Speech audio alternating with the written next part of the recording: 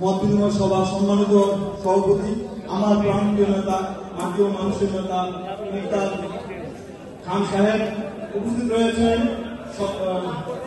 আতাউল ভাই, মুন্সিগঞ্জ জেলার আহ্বায়ক কমিটির সিনিয়র আহ্বায়ক, উপস্থিত রয়েছেন সদস্য সচিব দৌলতপুর থানার বাবেল মোল্লা সহ লাভু ভাই উপস্থিত রয়েছেন। যেহেতু সংক্ষেপে বক্তব্য রাখতে বলা হয়েছে, আমি কয়েকটি কথা বলে আমার বক্তব্য শেষ করব।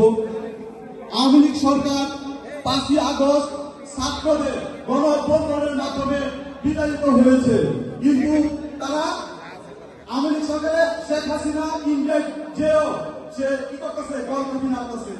আমাদের দেশে বিভিন্ন স্থানে আপনারা দেখতে পাচ্ছেন যে তারা অরাজকতা সৃষ্টি করেছে।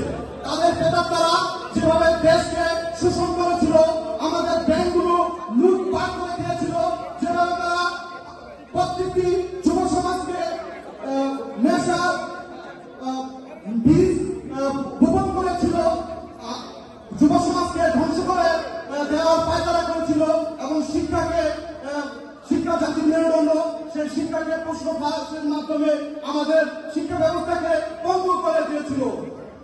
স্বাধীনের 50 পেরিল, মুক্তি পেল আজও। তাদের দোষরা এখনো এদিক সেদিক ঘোরাফেরা করছে। আমরা সুসংগঠিত হতে চাই।